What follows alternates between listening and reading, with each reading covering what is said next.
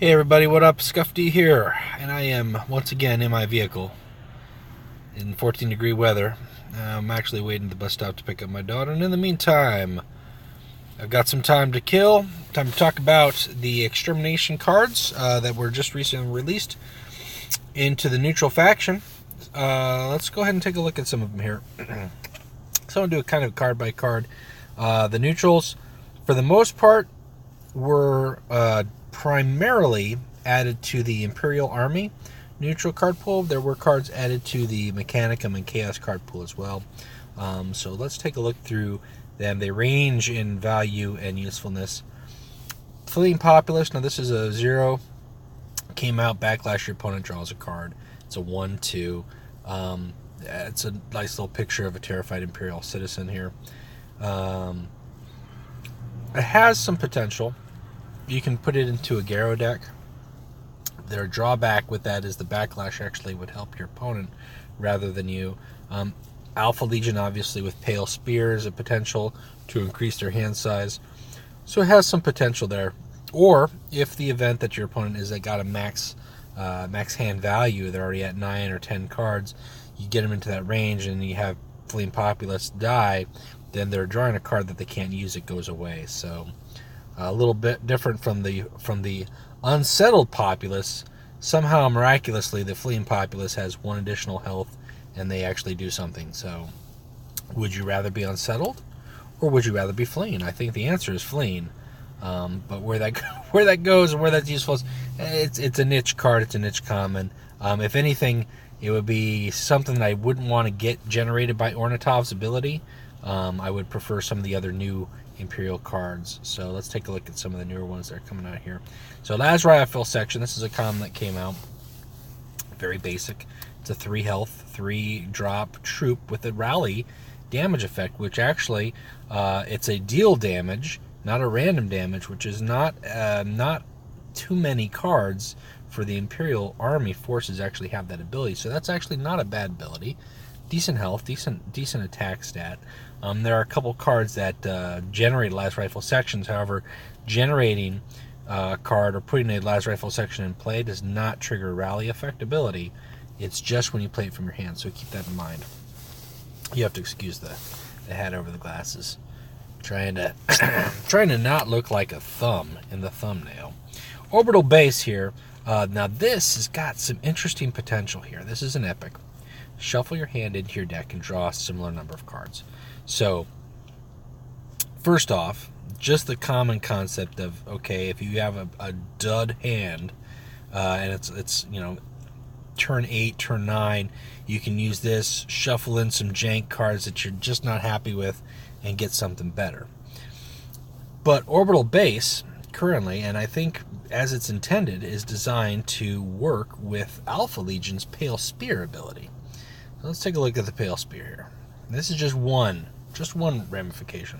Pale Spear, your Warlord gains deal 1 damage to the enemy Warlord when you draw a card. Well, if I'm shuffling in my hand of 8 cards, and I'm drawing 8 cards, this 3 energy card just did 8 damage to my opponent for 3.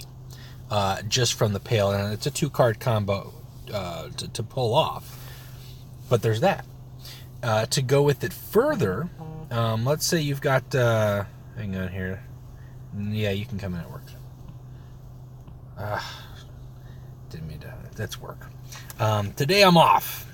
You can also pull this card out to further fuel like a changer's card spam.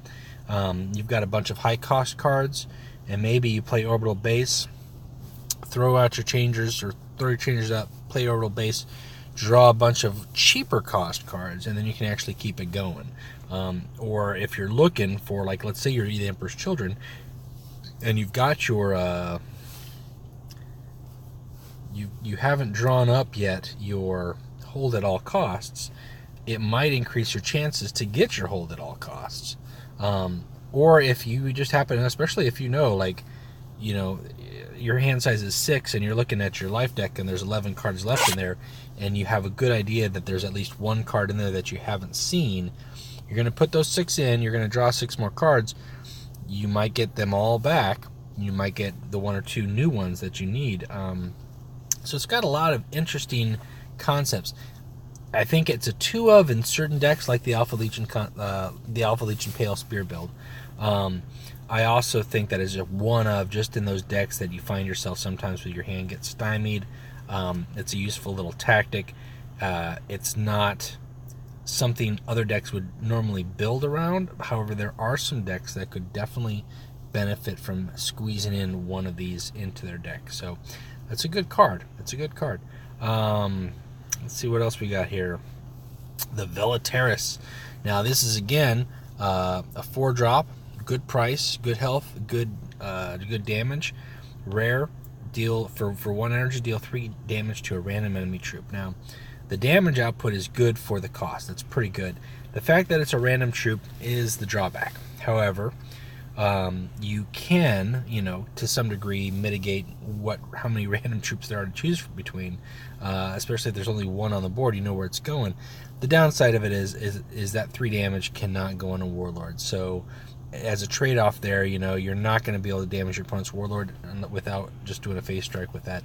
So it has some use. Not bad, not great, but decent. So the Dracosan transport here. Now these guys, they're talking about putting in play a laser rifle section. For 2 energy, they can put in play. So this is a giant transport. Comes out, 3/5 health, and the next turn, if it survives, you can either attack with it, or you can put in play a 3/3. Now putting in play, again, does not trigger that rally effect, so you're not going to see any damage, but it is going to put another body on the board. Joker Company. Now these guys here, these are good. They're in the shop today. I might pick up another one just to have the 2. At the end of your turn, deal 3 damage to a random enemy in stealth.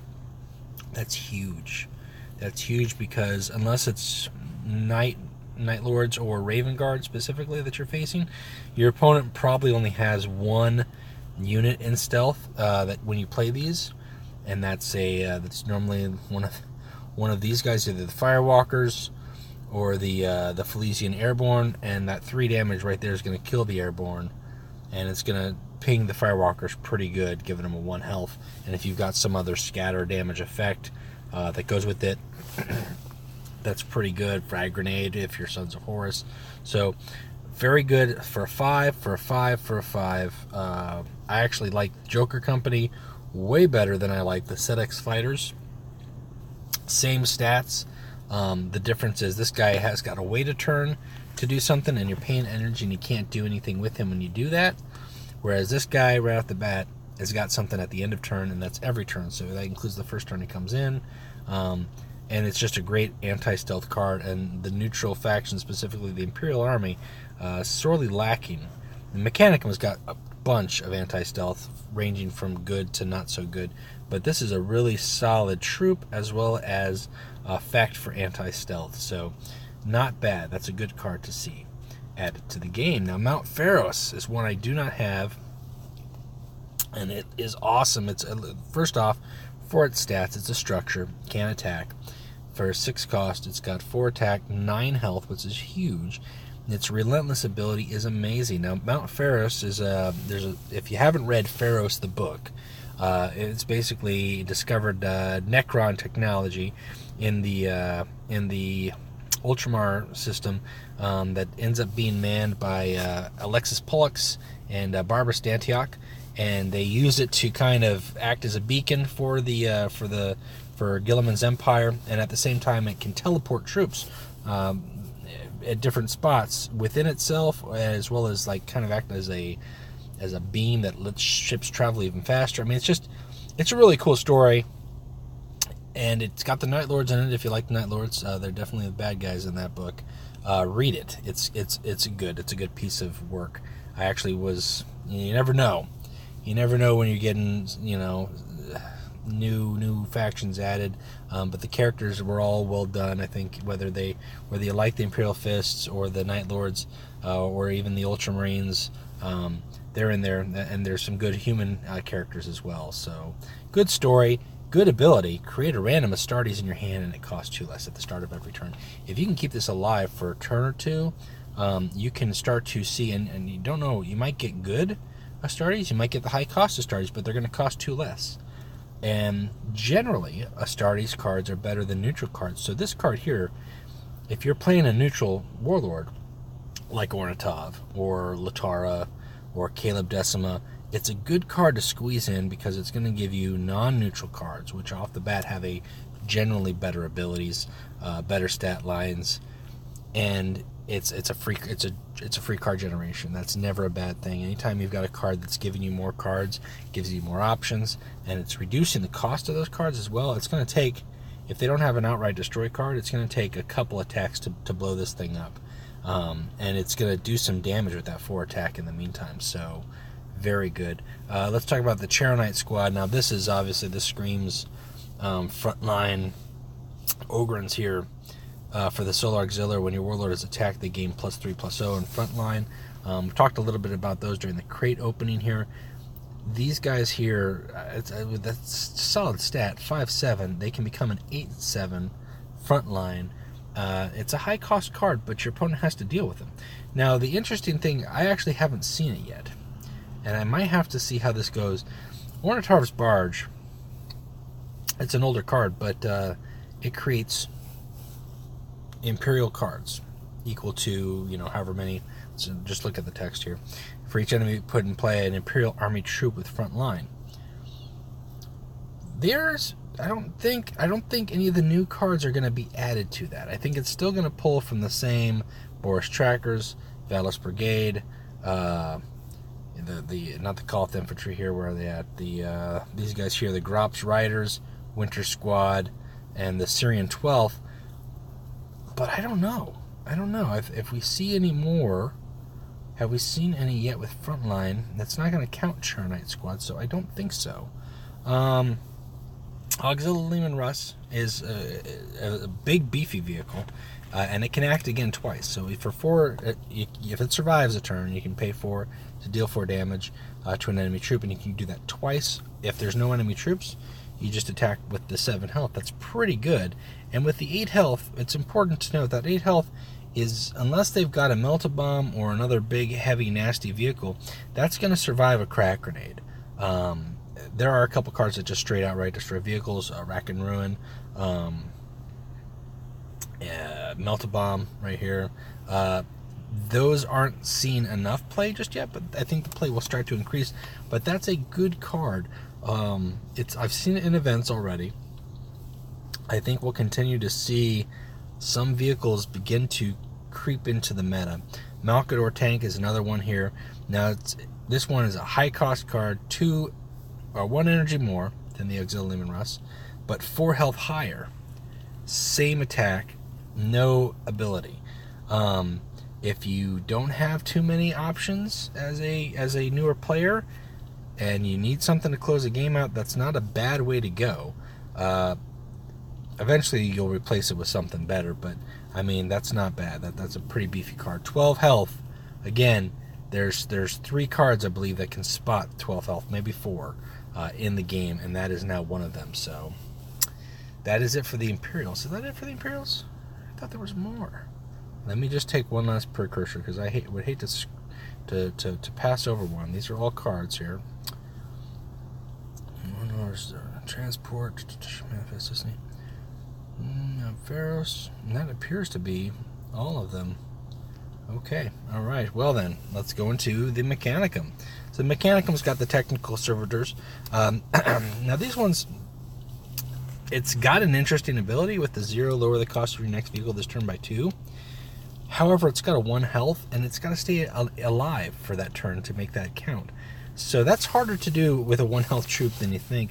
Unless these guys come out late game behind some frontline units, I don't think you're going to be able to use their ability the same way. So for now, as much as they got potential, I'd pass on them. Pride of Mars is an interesting tactic, maybe as a one-of, especially if you've got a new deck, or you've got a neutral deck, and you've just got cheap cards and not a lot of high-cost cards. This is an option for a closeout. Spend all your energy and put in play a random Mechanicum troop, which costs that much. Now, you have to familiarize yourself with the different levels of energy. If you've got 7 or 8 energy, you're going to get a decent card. for the 7 and the 8. So this is some pretty good stuff. You might end up getting this, you might end up getting this. You might end up getting that. It really just depends. If you know what you're at and you don't have any better choices to do, it's kind of it's a zero cost, but it's not going to be zero cost. It's going to take all your energy. So it's an interesting option. I don't know how useful it will be just yet. I do think this is a little bit more beneficial, especially if you're running a heavy vehicle deck. I think the Iron Warriors vehicle builds could benefit from a couple of these.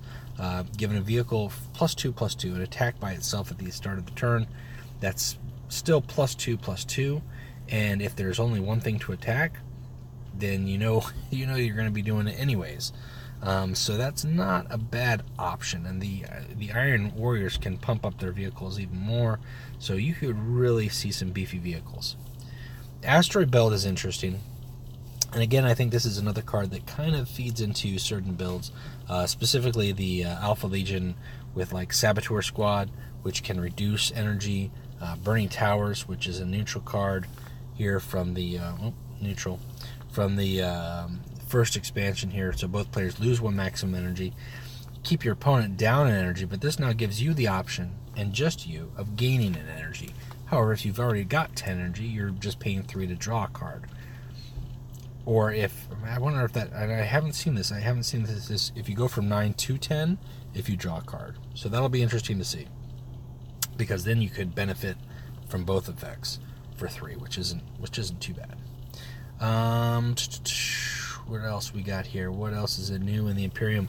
The Engineer Auxilia, which is good stats, 5/5/5, and a good ability. It's solid ability for 1 energy. You give him +2/+0, and you're healing 3 to a friendly vehicle troop. So if you have that in conjunction with already Laz Taul, and then the Cybernetic Cortex, this guy here, he's a 5 cost.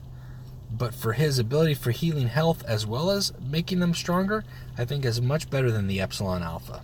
I think, and obviously stat-wise, for 2 extra cost, you're getting 4 additional attack. So a much bigger trade-off. Now, obviously, you want to, if you're doing enough vehicles, if you don't have any vehicles, then his ability is pointless. So do keep that in mind if you're building, or if you plan on trying to squeeze him in there. If you don't have enough vehicles, you might want to go with something else. Let's see what else we got here. There's at least one more, I thought. Minuteswell Tower, maybe not. Maybe that's kind of it for the Mechanicum and Chaos did not get as huge a boost as the Imperials did. I think the Imperials eked out by a couple extra cards here. So that looks like that's it for the Mechanicum. So let's go into Chaos. Now, Chaos has got the Unreliable Informant, and I talked a little bit about that in the crate opening when I first got this guy. Unreliable is the best way to put it. Deals 1 damage to your warlord when you draw a card, and for 1 energy you can give this troop to your opponent. Well, the problem is you have got to keep him around for a turn before you can use his ability, and your opponent can use his ability right off the bat. So you're going to take at least 1 damage, potentially 2 if he's stunned or something else happens before you can use him. And then you give him to your opponent. Your opponent takes 1 damage and then gets rid of him. Not a good card. Not a good card. I think maybe down the road there might be some better cards that make him give him a rally effect, or buff up his attack, or who knows what. But I just don't think that's a good card. I think there's better ways to go if you're looking for that kind of concept in your deck. Don't use that card. Just don't. Ecratez is a good legendary. He's a low cost, low health, but he's stealth, and he takes 1 damage for 1 energy, and he heals 3 to your warlord. So potentially he can heal 9 to your warlord. If your opponent can't get some random damage spread out, or some artillery strikes, or defensive satellites, then you could potentially heal over the course of 3 turns 9 damage to your warlord. That's pretty good. That's pretty good for a trade-off of 3 energy for a troop. Where did I pass? Did I pass already? No. Informant Network. It's right next to him. That's the one. Now this is important. This is the Chaos answer to stealth, and this is a very across the board, deals 1 damage to all enemies for 3, and they lose stealth. So it's less than artillery strike, but it's all enemies, and they lose stealth. So big trade-off, and a worthwhile trade-off, really, if you think about it. There are some decks I'm going to have where I'm going to swap out Artillery Strike for the Informant Network. I do think that just being able to break stealth in general is a benefit by itself. For one less cost is even better, and it still does damage across the board and to all, as opposed to just 3, which occasionally is important. So a very useful card. If you see it, if you don't have it, pick it up. You'll use it at some point in the time. It's a common. It's not going to hurt you at all. Terror Campaign is one card that I want to see get used more, and I think there's certain decks that can use it, especially decks that maybe are running low cost troops or running that kind of that energy balance kind of reduction game. Just being able to affect the cost of your opponent's troops by 2 until the next turn is huge, especially if you think that they're running something like, let's say, the Changer Span with the cheap drop troops, or they've got a couple of Goldstones that you haven't seen just yet, and it's turn 6 and turn 7, and they're Sons of Horus, and you know that they can drop the Goldstones and the Bane Strike rounds. Well, now that's going to cost them extra. And they can't maybe drop 2, maybe they can just drop 1, or squeeze, it's anytime you're messing with the cost of cards, especially troops, which every deck uses troops, whether they're a one-shot troop like the World Leaders Angron decks, or they're multiple use troops, or rally effects. That's a good card. Is it a 2 of in every deck? No. But it has potential. I think some decks are going to use it much more than others. I might find a way to squeeze that into an Alpha Legion deck. I think that has some good way to further draw out the stall in a game, and I want to see that get used more. It's frustrating to people when they can't play cards, but it's even more frustrating by the time that they're able to play them, that you've already got the answers to it. So look to see Terror Campaigns see some use in some decks. And Volcanic Instability. Now, I've already seen this in the event decks. I've played Cash and Scorched Earth, went 12 wins with that, and that was fun. And it's improved. I think there's about 3 or 4 cards that they added to it. 2 of these, it damages 5 random units, which can include the ones on your side. So you want to count how many units are totally on the board. And if you're doing more damage to your opponent's units than you are yours, then it's worth taking the burn of the 3. But across the board, I mean, geez, if they've got 3 units and you've got 2, counting your Warlord, you'll take 3 and 3, and then they'll take 3 on all of theirs. That's not a bad trade-off. If you've got Survivor, like in the Cash and event deck, it doesn't hurt you as badly. Or sometimes even if you've got a sacrifice ability, it lets you trigger that. So I like that. It's not for every deck. It's a little bit more risky than defensive satellites for sure, but it's also guaranteed 3. And it's guaranteed to 5 random units, but if there's only 5 units on the board, again, you know where it's going. And if there's 4 on your opponent's side and you're the only one, then the trade-off, again, not a bad trade-off. And I think that's it. I think those are the big cards. So that is it for the new neutral cards. Some are good, some are meh, some might see better play in time, and some have already got some things brewing in the mind. And I hope, just by taking a look at them, maybe you've got some ideas too. I would say probably as far as the new neutrals, and obviously the expansion itself covers the Night Lords, the Alpha Legion, and the Iron Warriors are included in this expansion crates as well.